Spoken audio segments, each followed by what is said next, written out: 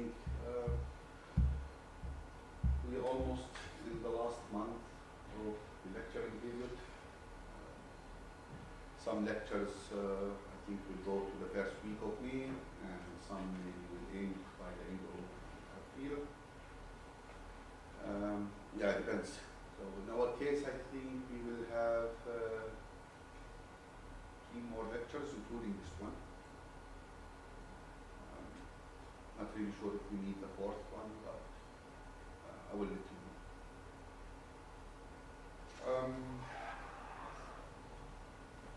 Last lecture was about tree, and we finished the tree topic at least. I mean, there are a lot of things to learn about tree, but the basics that we should learn during this course, we already covered them. If you have any question, please raise a hand right now before we start the new topic. If you have any doubts about trees, about the definition, the concepts, aerial trees, play tree, BT, etc.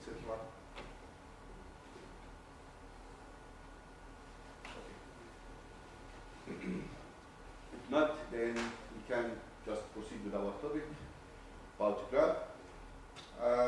I'm expecting 2 lectures about graph today and next lecture. And we mostly will cover also the basics things about graphs. The knowledge in computer science is really a lot of things to learn. So every topic of this lecture is a standalone topic in computer science, specifically in algorithms. And you can research it, you can actually go further with details.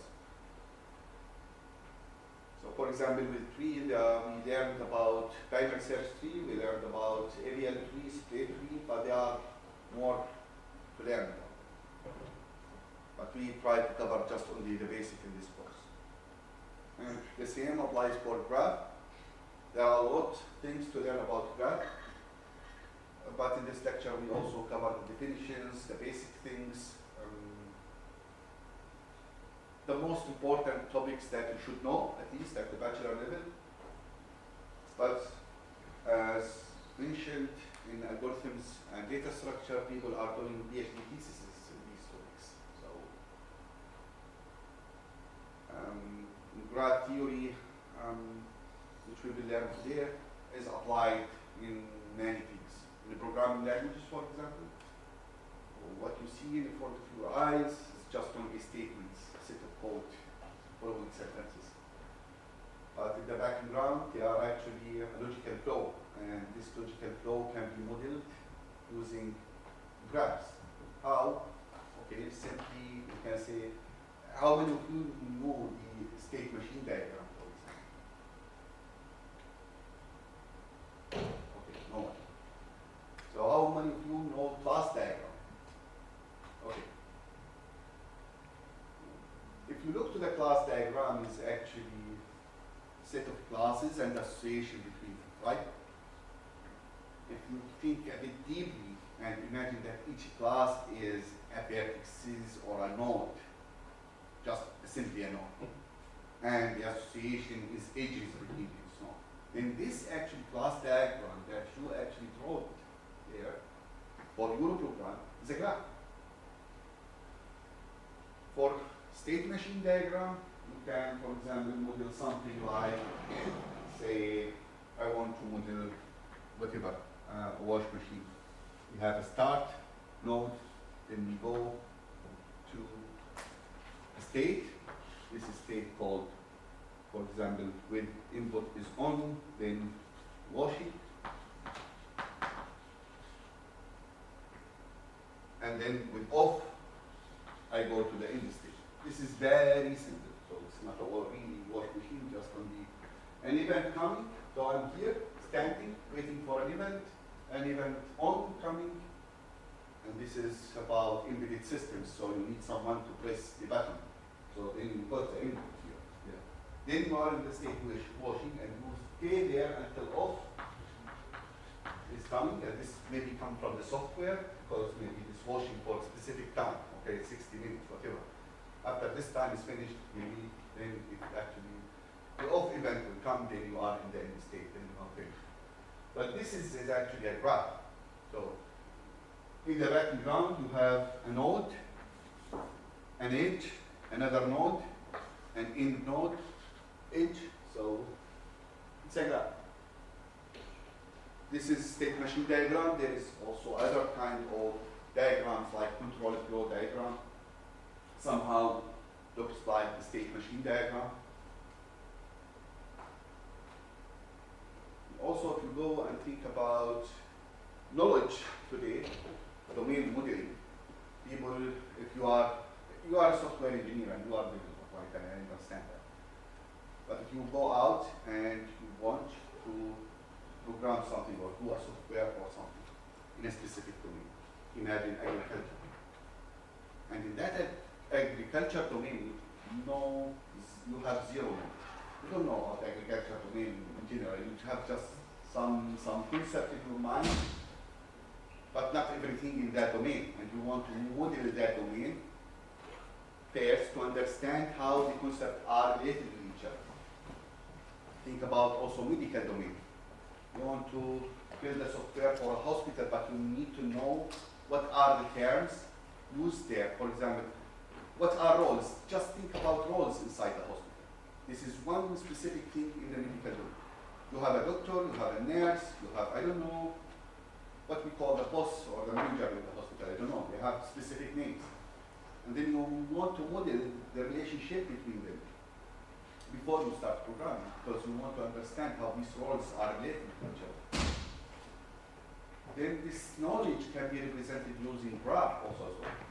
So everything as a knowledge, you can model it as a graph. Think about simply a sentence in English, okay? So you can say, play, this is a verb, okay? Then you can say, it is a relationship, and then you have something called verb. So, and then you can actually parse a sentence to understand where is the verb, where is the object, where is the adverb in your sentence, based on knowledge graph. So you have a knowledge graph, and you can actually try to find matching in your graph. Whatever, there are a lot of things that you can do with the graphs. Today we will start with the basics. I think many of you remember this picture from the first lecture. So here, a bridge of Königsberg, a city in Russia. I think this is its past name in the past, and I don't know what's called today. And simply, if you recall, the question was if there is a walk around the city where one can cross each bridge exactly once. So no matter how many times you go this land, okay, but you want to cross each bridge exactly once. And the intuitive answer for this question is no, there is no walk that can do that. Because otherwise you have to visit at least some bridges twice.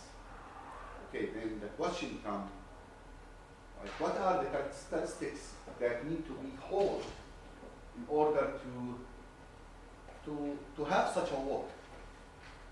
That you have a graph, okay? So think about this land here. This is as a node, this is as a node, the bridges as edges, goes between these nodes. Then the question, how we can have a walk where we can actually cross the nodes or the bridges exactly once, each one of them, and visit all lands at that. This is where the Olia, a scientist, and he's one of the founder of the, he's the first founder of the graph theory. He thought about it with Ben and Weber. Just think that Ben and Weber tries a lot of things, and he come out with two theories. The first is actually earlier bad, and he stated that you could have a path where the path is actually a set of edges that you cross them, that visit every edge exactly once, and he called it Euler path. But what is the characteristic of that path or that graph?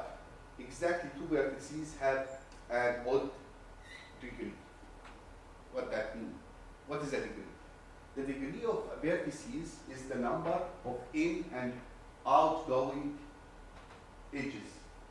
So for example, if I look to this node here, A, it is of degree 2. B is of degree 2 because it has actually, just look to the black edges, not the red dotted one. So each of these nodes, A, B, has 2 degrees because the edge here is not directed, it's in and out, and can be computed exactly once, each of them. Then look to C. C has 3 edges connected to it. This is the first vertices with an odd degree. Then where is the second? E. So now we have exactly 2 vertices with an odd edges. Then we can have a path where we can cross each edge exactly once. Let's try together with following the red dotted line here, or arrows. Let's start from C. We are standing here. We can go from C to A. This is the first visit to this edge. We cross it once. Then we go to B, then to C, then D, then E. Yes, we visited C twice, but this is not the condition. The condition is not to visit an edge twice. Then we could have a path. So it becomes easy then, if you have a graph and you want or have been asked whether we have actually a path from A to B or whatever, where we can visit each edge exactly once, then just compute the degree of the nodes that you have in the graph. And if you have 2 of them with an odd degree, then simply you can say yes. No need to try and draw things. And he also came out with something called Euler circuit. And this is where you can start from a node and end with the same node. So you come back to that node. And the condition to have such a path is that all vertices must have even degree, all of them. And here is an example. So look to A, it has 2 edges in and out. B, the same. C is 4, and it's even. D has 2, E has 2 also as well. Now all of them is even, has an even degree. Let's try walk from C. We can go from C to A, to B, to C, to D, E, and end with C. So then we had 7. Okay, good. A roadmap is a simple graph, and this is how I want from you to think about the graph. It's just only a roadmap. You have several cities and some roads between them to connect these cities with each other. So simply, a roadmap is a graph, and the graph is a set of edges, the arrows, if you would like to call them like that, and the vertices, or some people call them nodes, does not matter.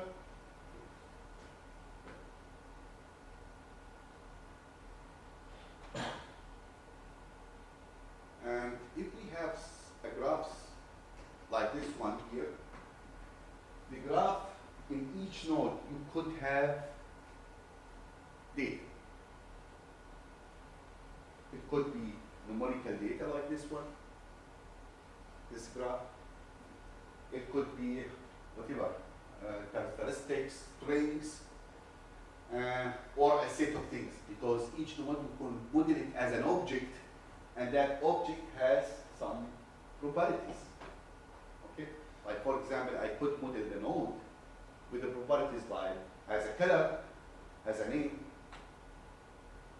etc.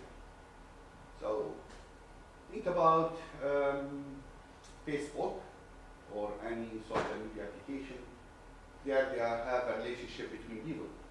So think about it like, okay, each node represents a human, and that human has a name, has an address, has an age, has a stored photo there. So that node just about one person, all information about one person.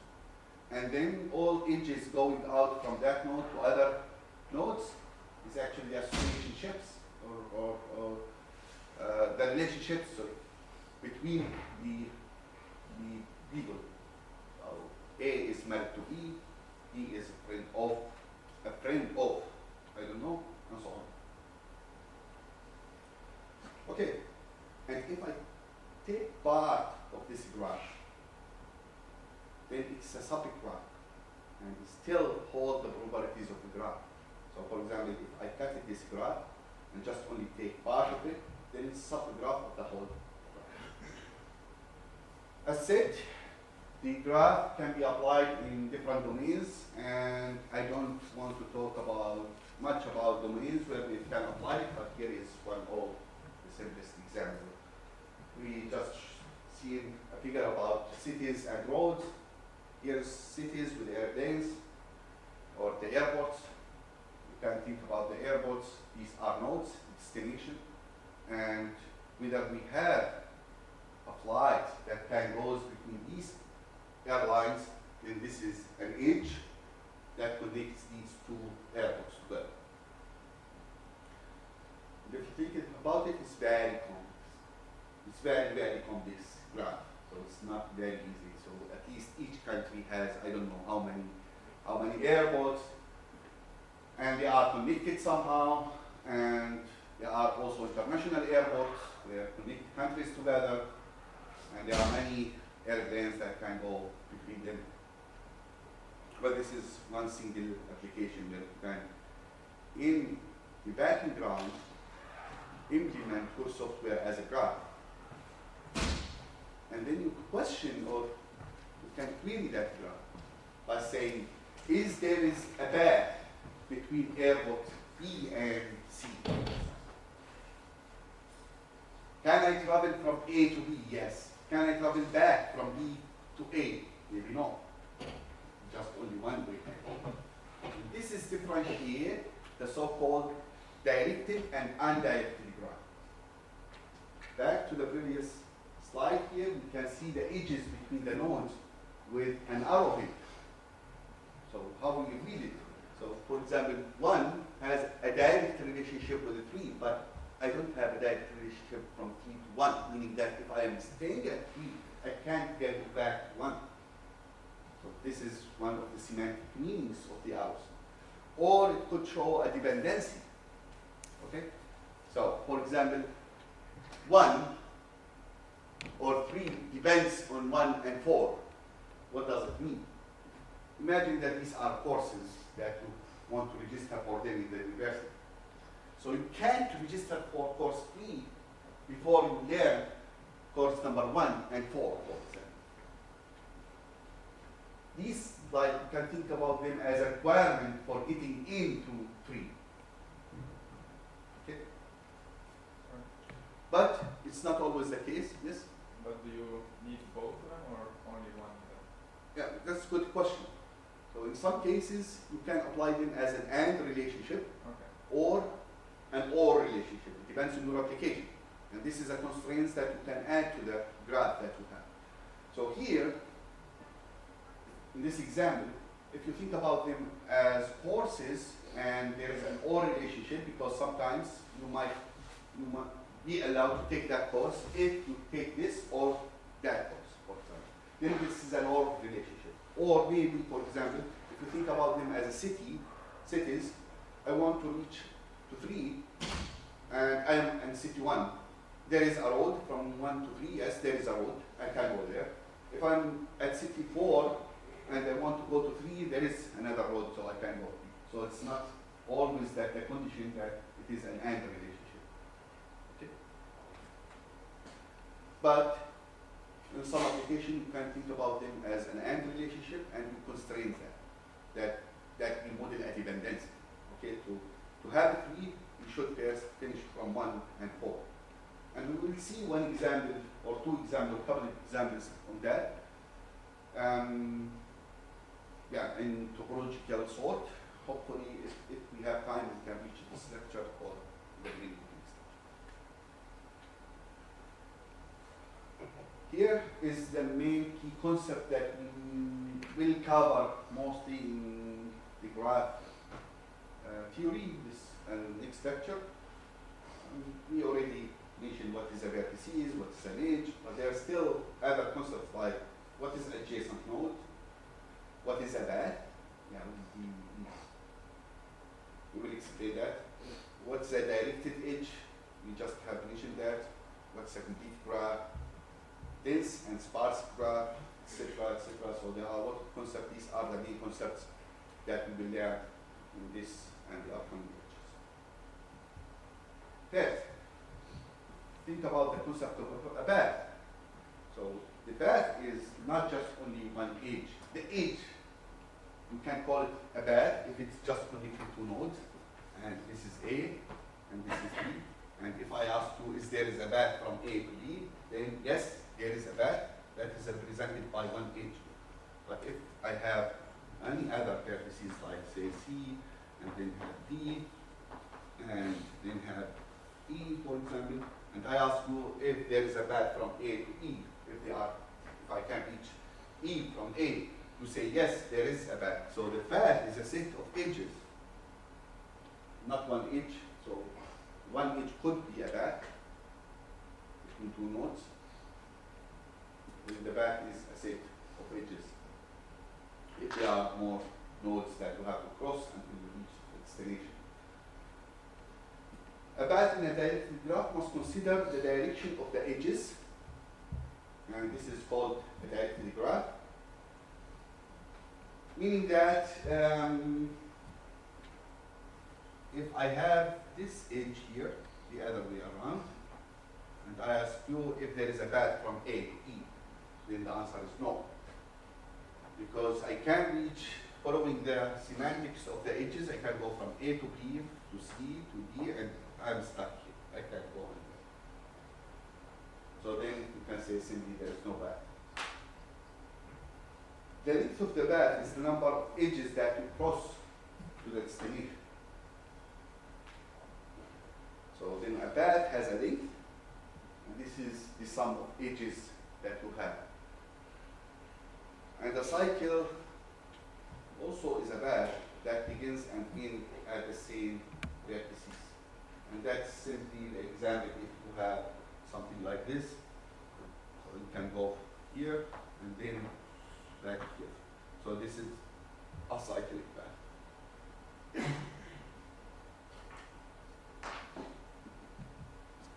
Here is another application as an example for applying graphs. You have the main scheme, and you want to ask or query your game before you try. Usually we give it to the player. He will try out to find from the start to the end, okay, if there is a path that I can go from this door to the outdoor, in and out. But you could actually model it also as a graph, and at each arc or each position here, you can put a node, and then you can connect these nodes and then find out whether there is actually a path that goes from in to the out of the game. And if you want to have such a game and you have an AI software that will actually automatically predict the output, if there is a path, it will try it like that.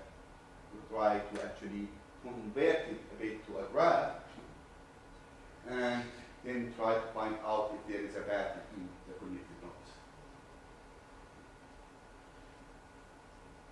The nice thing in the graphs, we have weighted and unweighted graphs. It's all about edges.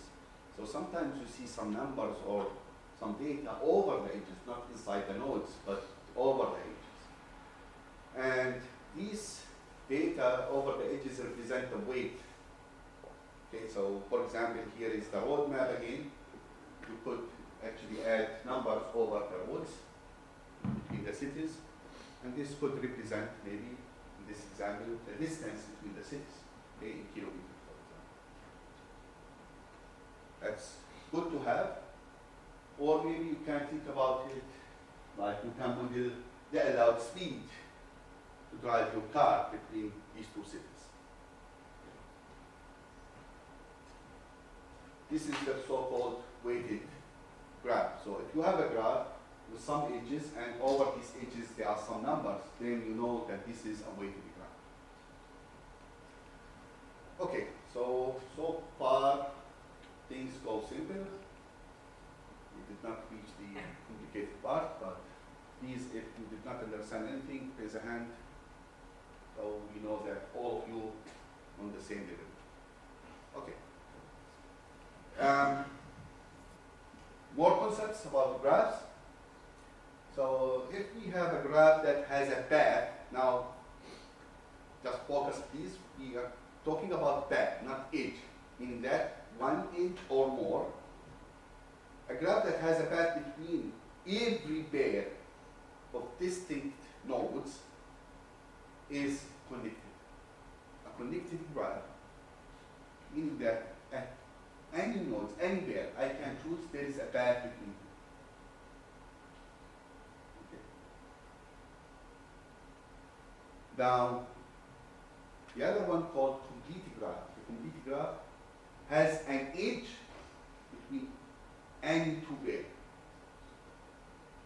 What's the difference between them?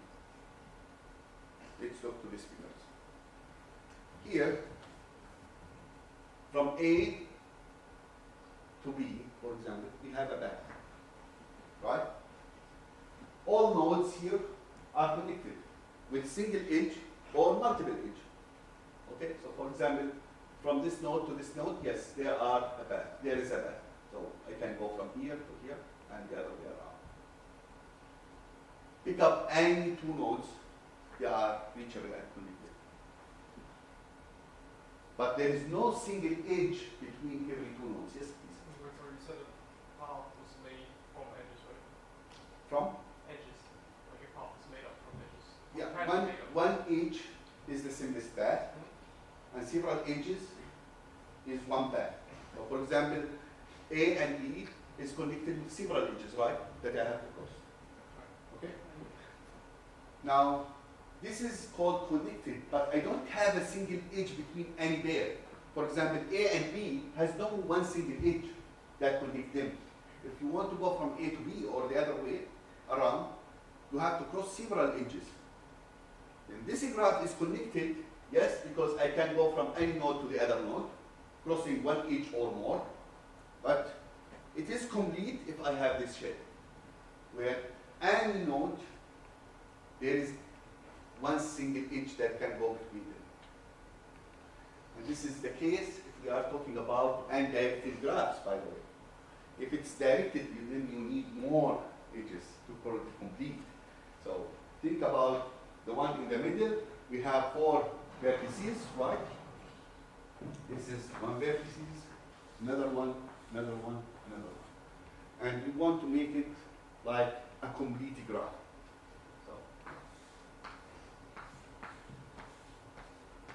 This is a complete graph. Okay, let's make it like somehow looks like the other way. This is a complete graph. No. So we need all possible edges, okay, that connect these two graphs with each other. And maybe this is a complete graph. Okay, then the last one, we have a cycle, but there is a node that is not reachable. You can't reach that node from any other node in the graph. Then this is a disconnected graph. And by the way, we could have also like another subgraph here, just a moment. So with several nodes that represent subgraph, And this subgraph and the other subgraph is not connected. Yes? The node is not even connected. What's even the point of having it in this graph? That's a good question. So imagine that you want to model like a rural area, okay, with some cities. We have a city, okay, and that graph like Google Map, for example. So always shows you the roads, right, for guiding your car. But there are some places, they all exist, we know they all exist, but they are not reachable by car. So you have maybe to use you have to walk for them to reach them, okay? But there is no road that connects this place with that place, okay? Think about, for example, an island, and you want to go to that island, but your graph just only model the roads. Now, you can't say that this is an island not exist. It is there, okay, but it's not reachable from here, okay? Another application for that, in your program, you are a software engineer, maybe you can understand that. You write a program, and each sentence, as I told you in the backing ground, in your compiler, you can model it as a control flow graph, okay? A control flow, which actually represents a graph. Think about each statement or block as a one node. Then you want to know that you can reach the end of their program. So your software should end at some point, not run for whatever, for a while. Okay. Now, is the end statement, you can ask question, is the end statement reachable? Then you can actually convert that to your software, your statements, to a graph, and see if it's disconnected. So if this is the end statement, it's not reachable, then you are in a loop forever. Okay? So this is another example for using graph, and where it is this disconnected node could be actually beneficial for us. There are many applications where you can actually model that. And another scenario, think about courses in the university. So for the mandatory courses, maybe you have to take this course, and then the next course, and then the third course in a row. But you can't, for example, jump. You can't start from 3 before taking 1 and 2. But there are elective courses where there is no condition. They are somewhere in your graph, and you can start from them. They are not connected to any of these courses that are mandatory for you. So this is another example where you can have that graph. And as mentioned, it is not one single disconnected node. You could have a subgraph here that is disconnected from the other subgraph. All of them, both, is one graph. They are, yes, two disconnected graphs, but they are represented one. Now, the adjacent vertices. And this is a bit important to get this concept, because many of the other algorithms that are upcoming, we will use the term adjacent a lot. So when we can call that a node is adjacent for the other node. In undirected graph, if we don't have this arrow, A and B is connected, and it's not directed. Okay. This is a node, and this is a node. This is A, and this is B. And we don't have directed edge, just only undirected edge. Then A and B is adjacent for each other. A is adjacent for B, and B is adjacent for A. But if it's directed like what the example that we have here, we can say vertex A is adjacent to vertex B, meaning that, because I can go from B to A. Okay? So this is, A is adjacent for B, but B is not adjacent for A. Because if I'm in A, I can't visit B. Okay? And this is very important concept, because as said, the upcoming algorithms, we will mention this concept out. What if I have, like for example, this is the example, we say A is adjacent for B, B is not adjacent for A, but if I have it the other, also another edge go here, then both of them is actually adjacent for each other.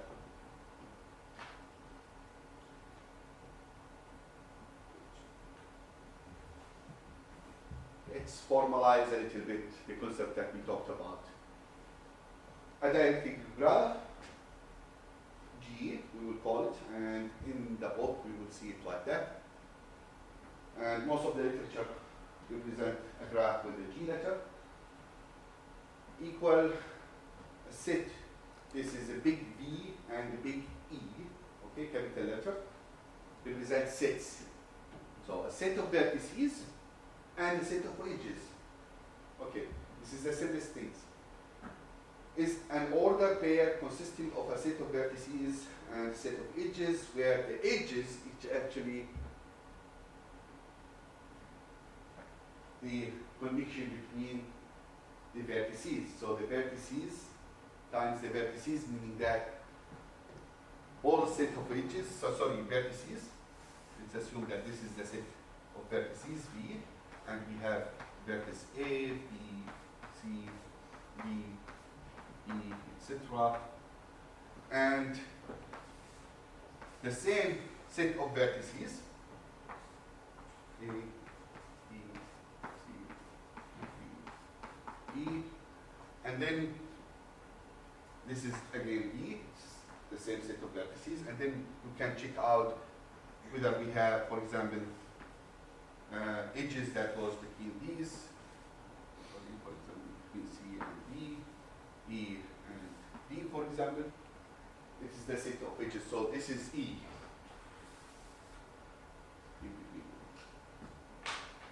The undirected graph, so that one is the directed graph. The undirected one, the edges E consist of unordered pairs. Okay, this is good concept. If you look to the first definition and the second definition, so the term order is mentioned and unordered. So what does it mean? It means the following. This is a set, a node A, and this is a node B, and I have this between. And this one, I can write it like this. B, A. This is the edge. Okay? Why I wrote it DA? Can I write it AB? No, because it's ordered. So if it goes from B to A, then you have to start from B and then the next coming A.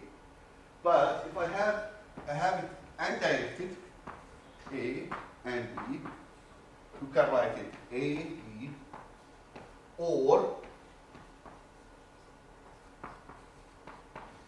BA. Both of them is correct, yes.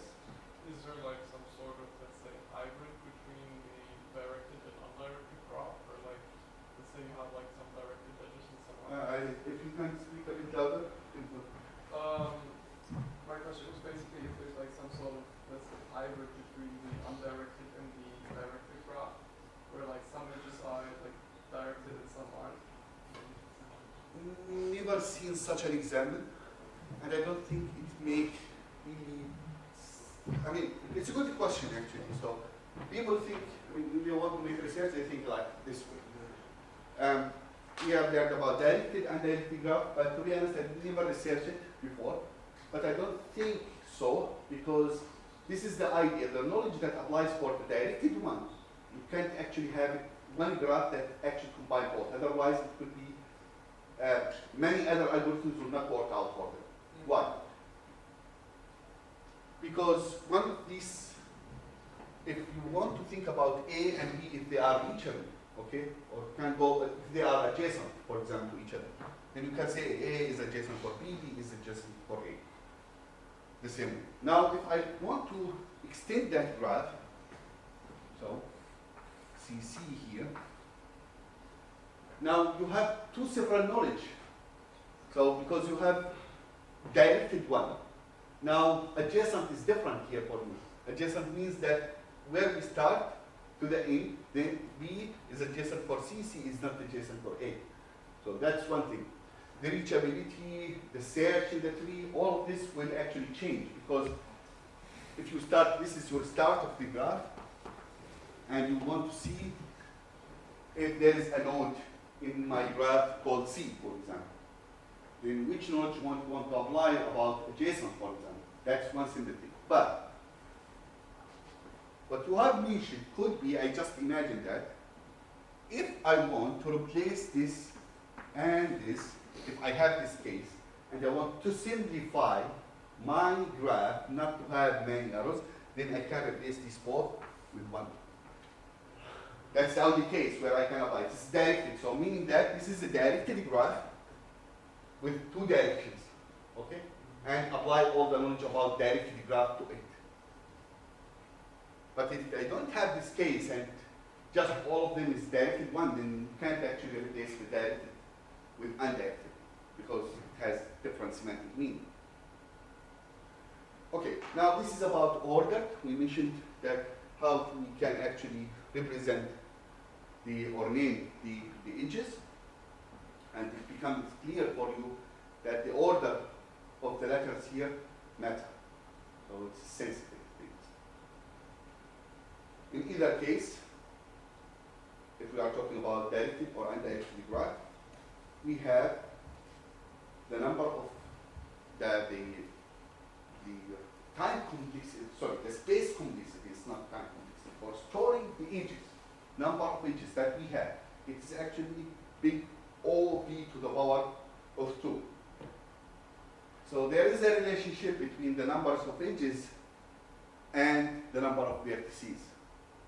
How? In a directed graph, we can have at most v times v minus 1 edges. This is the directed one. So for example, let's draw the directed graph together. A, B, C, and D. And we want it like a directed graph, and we would like to have all possible edges, right? So between these, we need 2, and 2 between these, and again 2 between these.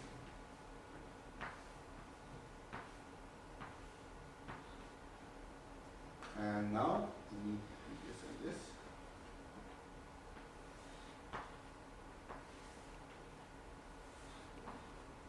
If we want to count them, here we have 1, 2, 3, 4, 5, 6, 7, 8. Now the one in between, 9, 10, 11, 12.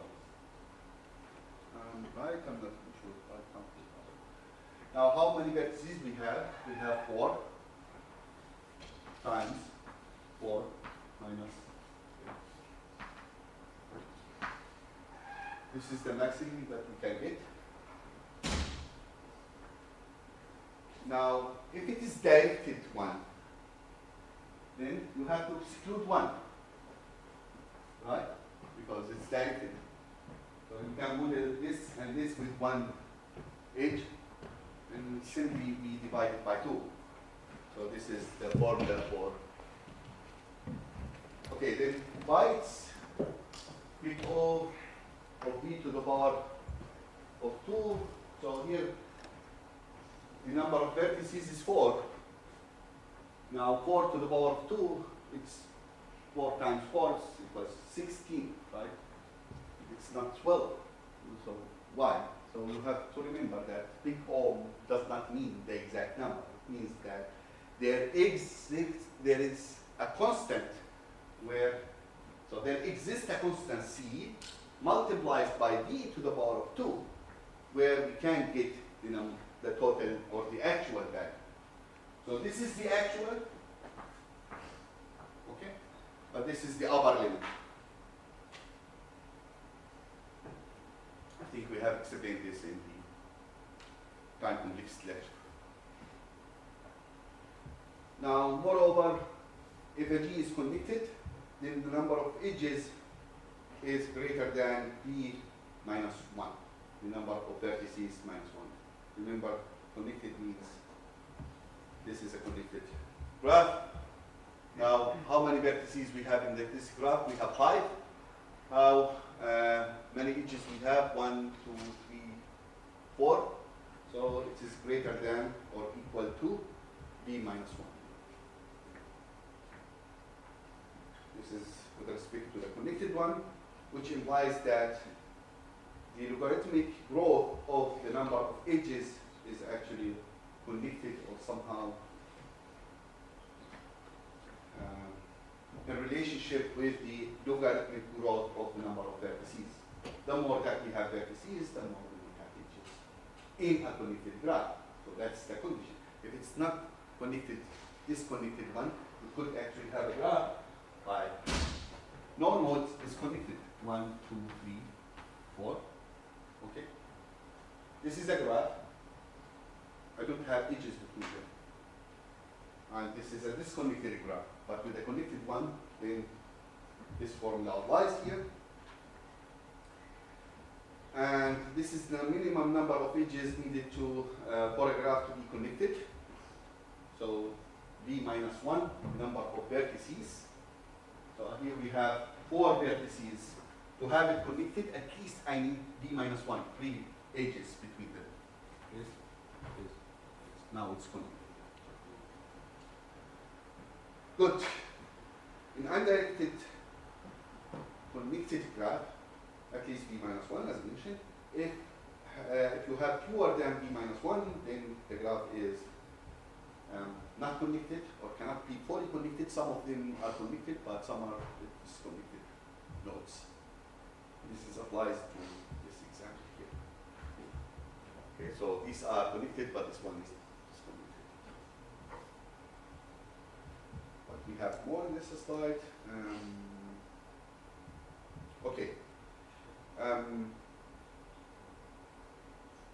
Yeah, we use this notation here, theta, which means that the type, it's actually represent the type part of a growth. It's not the big O notation. We have mentioned that before. We have the big O notation, which should actually represent the upper bound. But in this slide, we refer to the type bound. And exactly, we talk about the number of vertices that we have. So,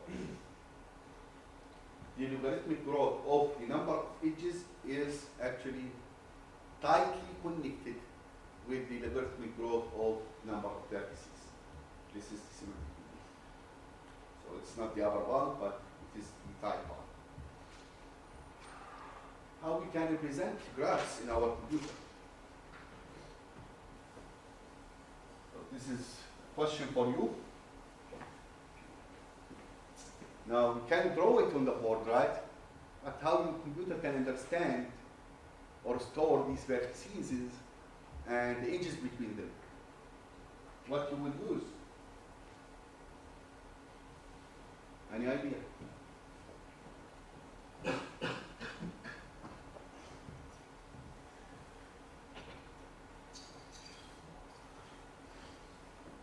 So imagine that now I ask you to have a software or a program and you want to create vertices and connect them, edges between them, what you will use for that? Array.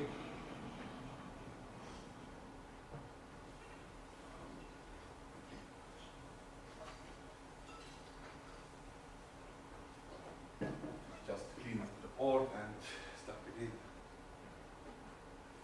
Is that right now?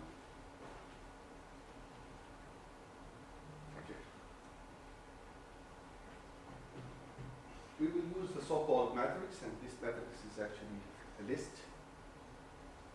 And we can use it, the matrix is like a list or an array of 2 directions.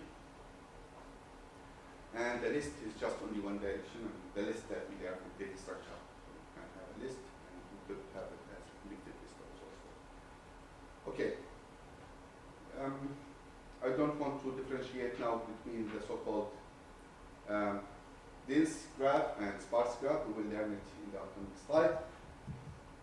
The adjacency matrix, we have learned that when we have 2 nodes one is an adjacent for the other. Okay? At least in the directory graph. In the indirect one, both of them is connected or adjacent for each other. Now, how can we represent that? Here, for example, we have a graph, and I want to use the adjacency matrix to represent the relationship between them. This array or matrix is two directions. We can represent the nodes on as the number of rows and columns, and then in between you can put 0 or 1, whether there is actually a connection or if B is adjacent to A, or for example, let's start with 1 and 1. Is there is an arrow that go from 1 to 1? No. Then it is 0. So 1 is, there is no relationship between 1 and 1. There is no self arrow that goes from 1 to the same vertices. Can we have it in a graph? Yes, we can model such a relationship. We could have actually a node that from that node you can stay here. In the programming, software engineering, you could have a while. Okay? So you could have a statement and you are in that statement or until something happens and you move out from that. Now think about 1 and 2. This is 1 and this is 2. Yes, we have one relationship. Okay, that goes from 1 to 2. Now 2 and 1, this is 2 and this 1 is 0. Because 1 is adjacent for 2, but 2 is not adjacent for 1. Okay. And then you can complete that matrices with 0, 1 to represent the relationship between them. Now, your computer does not have this figure. It has this matrices. It understands that what we have here on the upper level and on the most left-hand side, we have the vertices.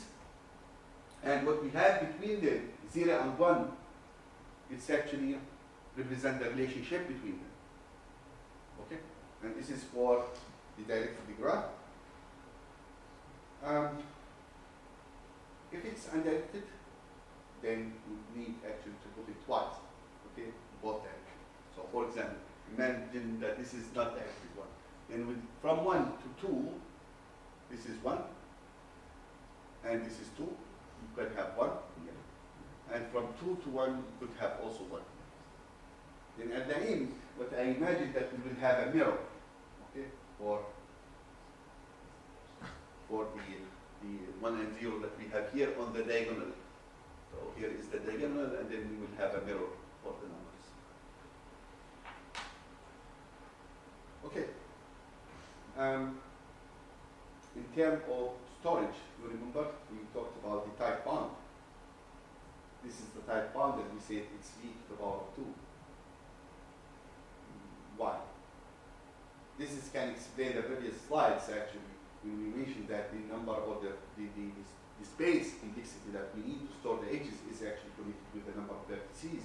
This is given by the type bound to v to the power of 2 because we need a two-dimensional array to store this relationship, like what we have here, whether there is an existing relationship in the figure. This is a figure, okay? This is a figure. But this actually in the computer is stored. So does not mean that this here we have edge, yeah, we need to store this edge. And we need to store a value to represent this edge, and a value to represent this edge. Do we need to store something to represent this edge? Yes. The computer does not deal with this figure. This is just visualization that we understand. But in the array, we have a bit called 0 to represent that relationship. Now, this is a two-dimensional array. It actually takes the value v times v, and this is v to the power of 2. This is the space that I need to store all relationship between, or the edges. Okay. Let's leave the dense part a bit, and we will come back to it. This is what I mentioned. You can actually use it to represent the undirected graph. This is undirected graph, and this is the relationship between them. So, for example, 4 and 3. This is 4, and the 3 we have. It's adjacent for each other, and 3 and 4. So the other way around. This is 4 and 3, and now 3 and 4, this is 1 and 1. So I said if you look to the diagonal, all of are 0. Why? Because there is a no self edge to the same node. There is no node with a self edge, so all of these on the diagonal are 0. But the other numbers, because this is undirected graph, then it's actually mirrored on the diagonal. What we have here more, yeah, it is just only about the space. In terms of time, to list all vertices adjacent to a specific node U. So, for example, if you have a matrix with n numbers of vertices, and you have a vertices there called U, and you want to just list all vertices that adjacent to that specific node, then it is actually big O to the power of B1. So what are the nodes that are adjacent to number 1? You have to check out all 0 and 1s for other nodes. Then you have to go n times, or B. B here represents like the same n, the number of vertices that you can have. This is the time complexity to list the adjacent nodes for a specific node U.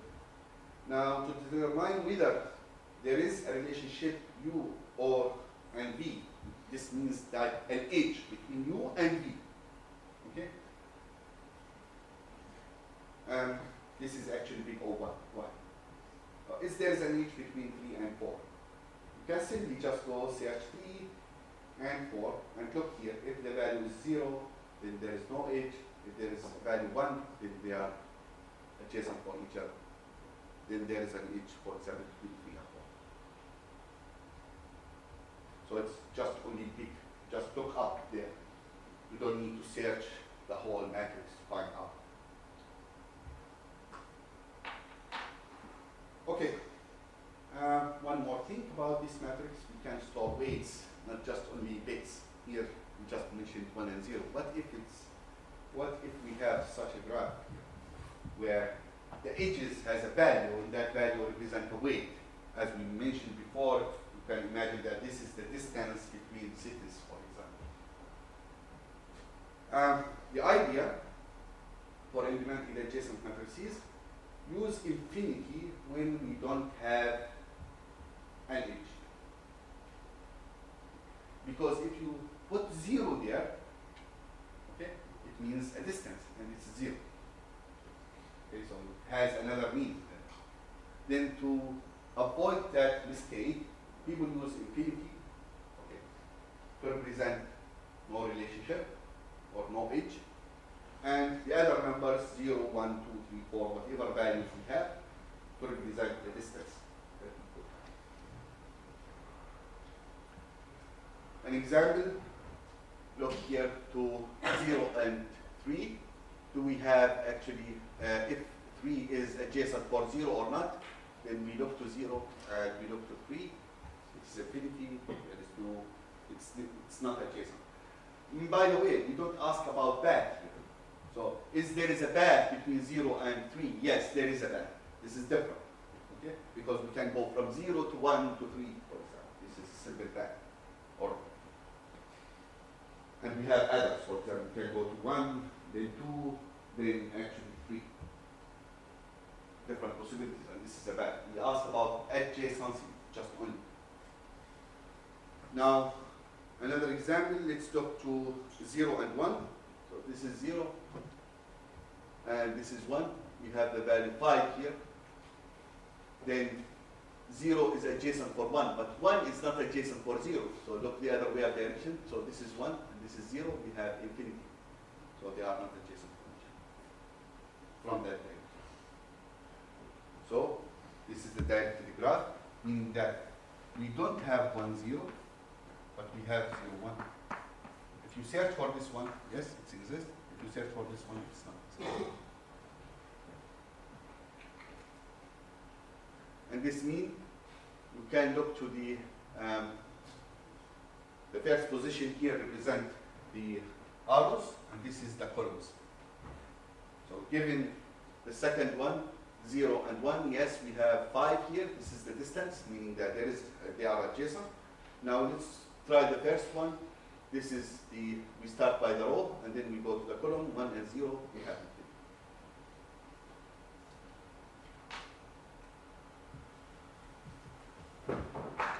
Okay. Two main advantages for using the adjacent, the matrix for representing the adjacency between the vertices. Simple and easy to implement. It's just two-dimensional array. You have learned this in the previous course. It allows constant lookup. Just if you want to know if there is an edge or there is an association between these, if they are adjacent to each other, you just can look up the matrices that you have. And it is a big O1 of time complexity, but there are actually disadvantages for this matrix. The first one, in terms of space, it's take V times V, right? The number of vertices times the number of vertices in the two-dimensional array. And if, and only if, we have a graph, for example, I have such a graph, and this is another row, and we have these are connected and the other are not connected. This means that I have to reserve two-dimensional array for all possible edges, and most of them are 0, meaning that there is no adjacency between them, and just few of them that they have their adjacency, then you actually reserve. If you think about hundreds of vertices, that really the connection between them is not much, but to reserve actually a huge space in your memory for that graph. Then what is the solution? So this is the streets of Manhattan. It is actually represent a dense. Like if we think about the buildings here and the streets, whether they are connected, and we want to have a graph for them, we can use the matrix for that one. But if you have a sparse one, okay, then you could use the list. Why? Because first of all, we need to model in our list. We have a list, one list, the connected list, the linked list. You will remember that from this course. We can model just only the vertices, okay, store them, and then for each vertices, we can actually look if there is adjacent and just put them there. If there is no adjacency, then we actually leave it out. Example for that. Here we have this graph. This is directly graph. Then what are the adjacent for 1? They are actually 2 is adjacent for 1 and 3 is adjacent for 1. Then 2 and 3 is 4 as a linked list. And 2 has 3 as is adjacent for 2. 3 has no adjacent. If you look there, has no adjacent. And 4 has actually 3 as an adjacent. Sorry. 3 has a 4 and 4 has no adjacent. So 2 is adjacent for 1, 3 is adjacent for 1, and 3 is an adjacent for 2. That's right so far. I think something is mistake here. Let's go for 3. What are the adjacent for 3? It's actually 2, 1, 2, and 1, and 4. So this is actually wrong. I have to update this one. So 1, 2, and 4 are adjacent for 3 because from 1 and 2 and 4 we can go to 3. Now 4 has no adjacent. Let's write it down.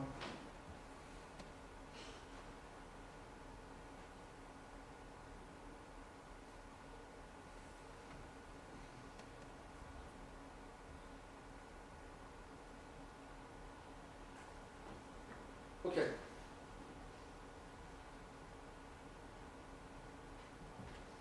Now, more explicit example. We have this graph. What we can start with, this is a list that contains 0 to 4. These are just only the vertices. Now look to each vertices and check out if we have actually adjacency for them or not. This is undirected graph. Then, when we have just only an edge between any two nodes, then both of them is adjacent for each other and they have to list it twice. So for example, let's look to 1 and 0. 0, this is the node, The adjacent is 1.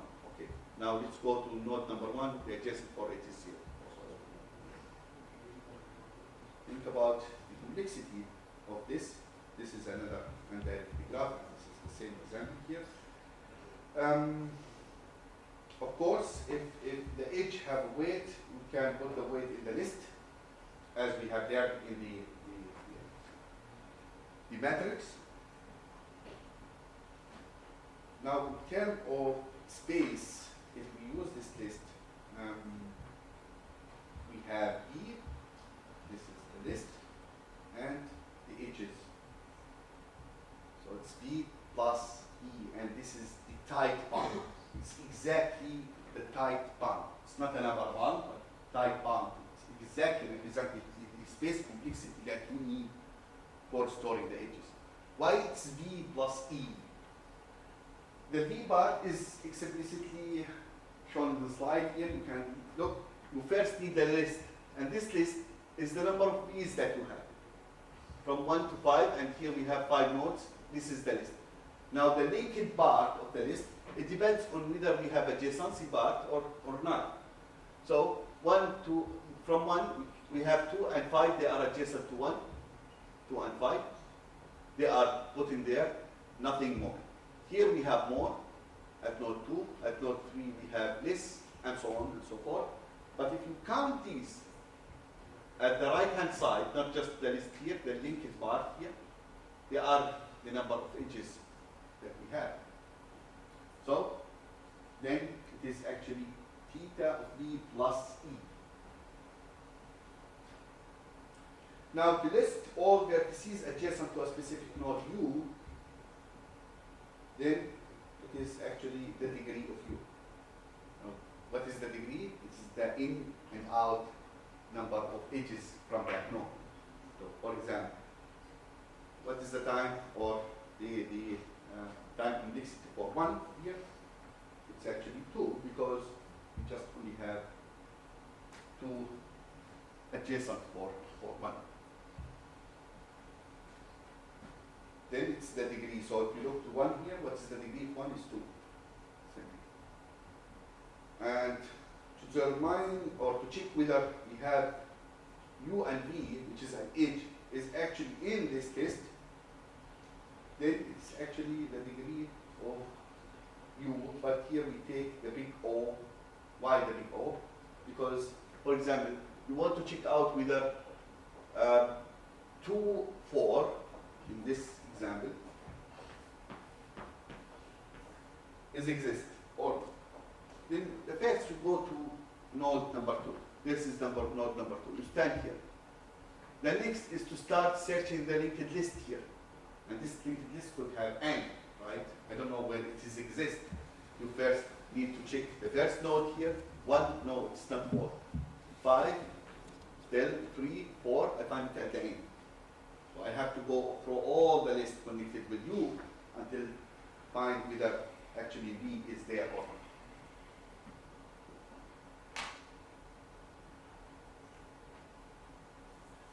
This is the hand-shaping lemma and the time complexity, so the space complexity. Okay, so if you want to count or find out what is the relationship between the edges and the degrees of the nodes, so if you sum out all degrees of all vertices, then it is 2 times E. Back here. How many each, what are the degree of 1? It is 2, right? Plus. What is the degree of 5? 3. What is the degree of 2? We have 1, 2, 3, 4. They are coming in and out from 2. Then we have 4. The degree is 3. And then at the end we have 3. The degree for it is 2. Now let's sum this. 5. And we have 7 here. With 5 is 12. And we have 2. Then it's 14. Right? This is the sum of all degrees of all vertices. Okay, how many edges we have? 1, 2, 3, 4, 5, 6, 7. Then this is actually 2 times the number of edges. So, if in the exam you have a multiple choice question and you have a graph, and one question say, what is the sum of all degrees? Then you don't need actually to go and try to calculate that one. Just only look to the number of edges and multiply it by 2. So this will give you the sum of all degrees. And of course, maybe not bring such a question, but just only for you to quickly analyze a graph or just talk to it.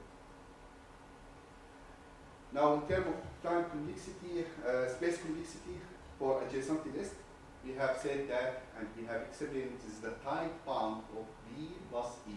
And the question is why? I already also covered that part, because you need to store B or a list of